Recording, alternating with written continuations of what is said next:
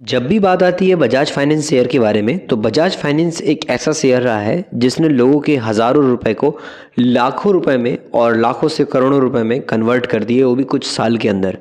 Bajaj finance ने long term के अंदर जो 5 साल 10 साल वाला इन्वेस्टर है उसको बहुत बड़ा पैसा एक लंबी अवधि के अंदर निकाल करके दिया है।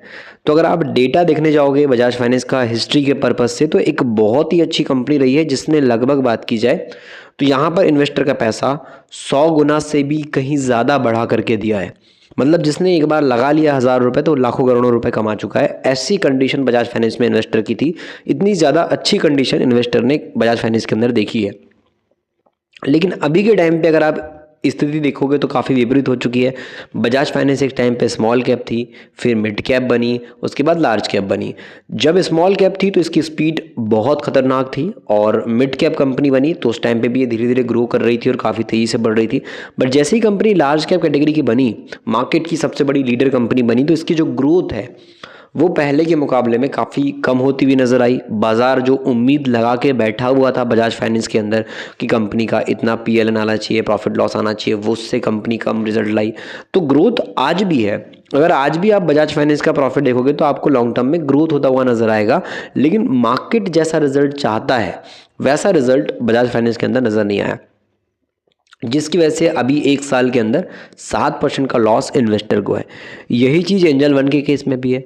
एंजल वन के अंदर भी बहुत अच्छी ग्रोथ नज़र आ रही थी, बट जैसे कंपनी में ग्रोथ बड़ी देखने को मिली, उसके बाद जब इन्वेस्टर ने बड़ा पैसा लगाया उसके कुछ टाइम के बाद एंजल वन के अंदर भी दबाव नज़र आया।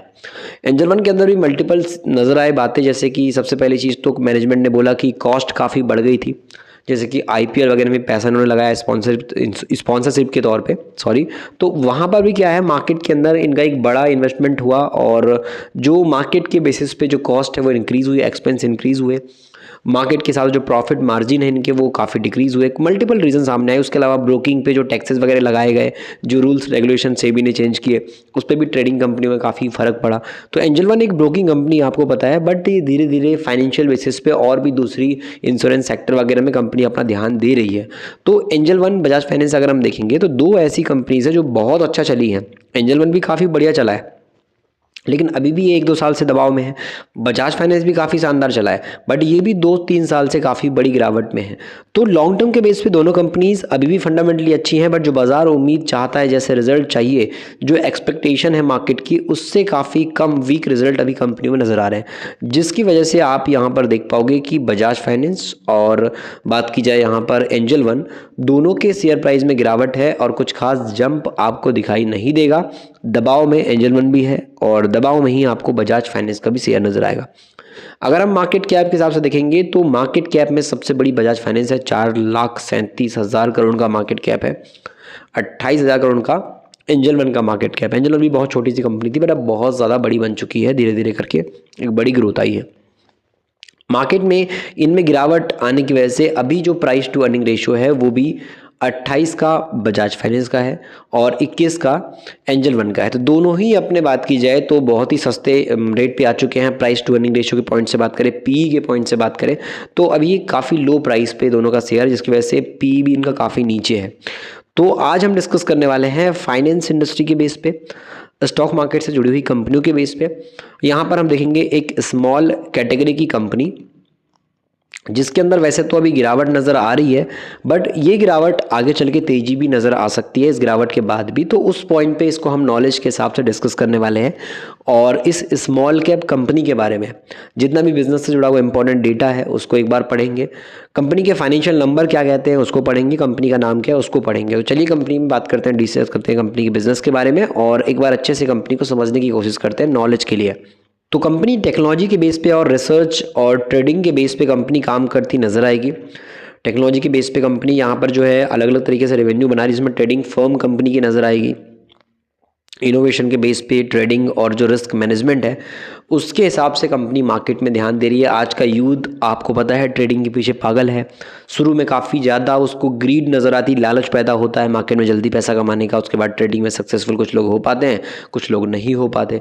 तो उस हिसाब से जो कंपनी है यहाँ पे आपको फाइनेंशियल ट्रेडिंग के बेस पे यहाँ पर रिसर्च करती हुई और टेक्नोलॉजी प्रोवाइड करती हुई नजर आएगी, जहाँ से कंपनी बड़ा पैसा भी बना रही है।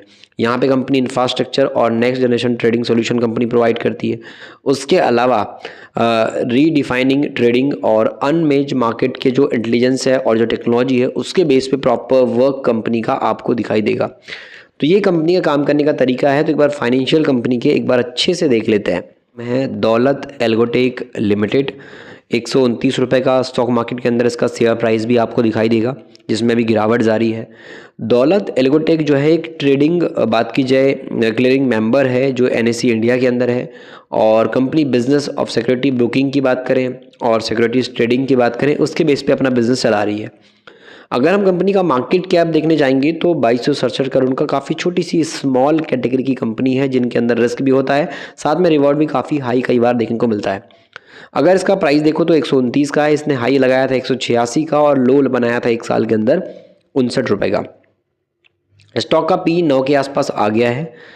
ROC कंपनी का 27 से 22% का है और इसके अंदर डेट 374 करोड़ के आसपास का है और इसके अगेंस्ट में रिजर्व इनके पास 913 करोड़ के आसपास का दिखाई देगा। तो कंपनी के पास बचत काफ़ी अच्छी है डेट के कंपेयर में। प्रमोटर होल्डिंग 74% के आसपास है, कोई भी शेयर गिरवी नहीं है, 0% का प्लेज है। इसकी सेल्स ग्रोथ है 166% और प्रॉफिट की ग्रोथ है 194% के आसपास। 5 साल पहले मार्केट कैप 1084 करोड़ का था और 10 साल पहले 27 करोड़ की एक छोटी सी कंपनी हुआ करती थी, जो आज 2000 करोड़ से ऊपर की कंपनी हो गई है। इसमें ना तो इन्वेस्टर ने 3 महीने में पैसा कमाया है और ना ही 6 महीने के अंदर। 3 महीने वाला इन्वेस्टर 20% के नुकसान में बैठा है, 6 महीने वाला 8% के नुकसान में आपको दिखाई देगा। अगर हम कंपनी के प्राइस टू अर्निंग रेशो की बात करें तो P रेशो भी इसका काफ़ी ज़्यादा डाउन आ चुका है। यहाँ पर अपना जो मीडियन P 10 के आसपास का है, उसी के आसपास इसका भी शेयर प्राइस देखने को मिलेगा। ROE कंपनी का काफ़ी ट्रैक रिकॉर्ड 3 साल का सही नज़र आता है। फाइनेंस के बेसिस पे, इन्वेस्टमेंट के बेस पे अगर हम देख रहे हैं तो यहाँ पर आप नोटिस करोगे कि कंपनी का प्रॉफिट 1 साल पहले 35 करोड़ का था और अब कंपनी ट्रेडिंग से कितना मोटा पैसा कमा रही है आप वो देखिए। 35 करोड़ से कंपनी का प्रॉफिट 67 करोड़ के आसपास आ गया। ईयरली बेस पे इसका जो प्रॉफिट है वो 167 करोड़ से अभी के टाइम पे बढ़कर के 248 करोड़ के आसपास आ गया है। बीच में कंपनी का 2 साल ड्रॉप गया था प्रॉफिट, बट वापस से कंपनी की प्रॉफिट ग्रोथ इंक्रीज हो गई है।